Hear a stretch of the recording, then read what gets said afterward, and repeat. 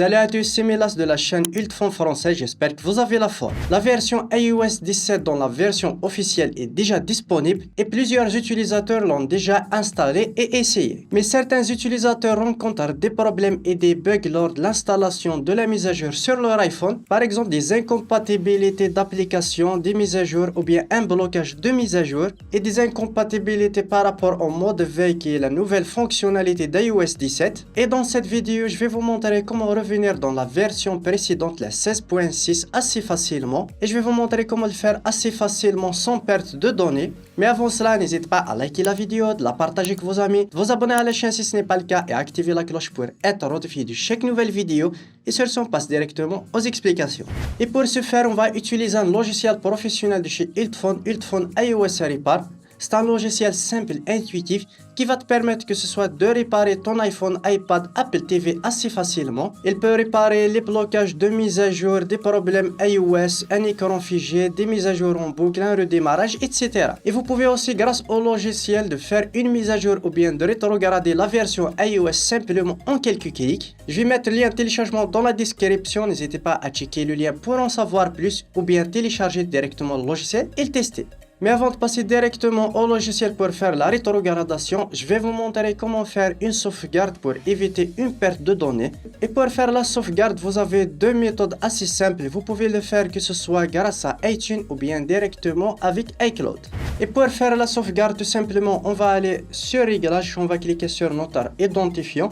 Puis sur iCloud, tout simplement, on va cliquer dessus. Ici, on va sélectionner Sauvegarde iCloud sur oui et vous cliquez tout simplement sur Sauvegarder maintenant. Vous laissez la sauvegarde se faire jusqu'à la fin.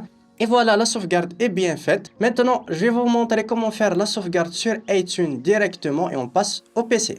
Connectez votre iPhone et cliquez sur Résumer sur iTunes. Comme tu peux le voir sur Sauvegarde, vous pouvez que ce soit sur iCloud ou bien sur PC.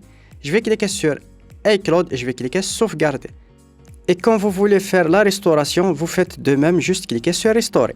Et maintenant qu'on a fait une sauvegarde iCloud ou bien iTunes, je vais vous montrer tout simplement comment faire la rétrogradation grâce au logiciel de Ultfon et on passe aux explications. Tout d'abord, on va connecter notre iPhone directement au PC. Voici le logiciel, il a détecté directement mon iPhone.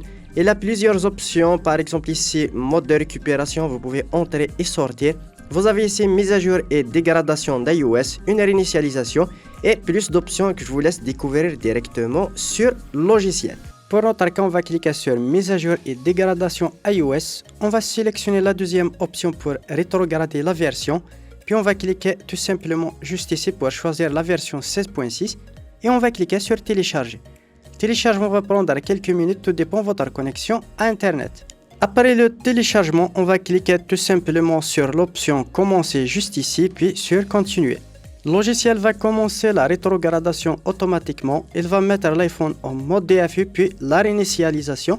L'opération peut prendre jusqu'à 10 minutes, soyez un petit peu patient.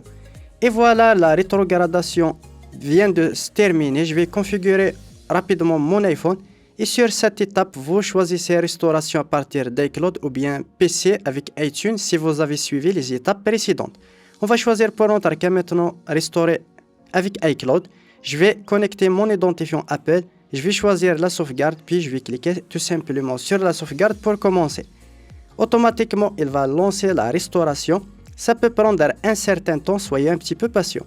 Et voilà, la restauration est bien faite, je peux accéder à ma galerie. Comme tu peux le voir, les images sont en train de se charger et je vais consulter toutes mes images. Voilà, on arrive au terme de cette vidéo et j'espère qu'elle vous aura plu. N'hésitez pas à me le faire part dans les commentaires, lâchez un gros pouce bleu pour soutenir la chaîne et sur ce, à une prochaine vidéo.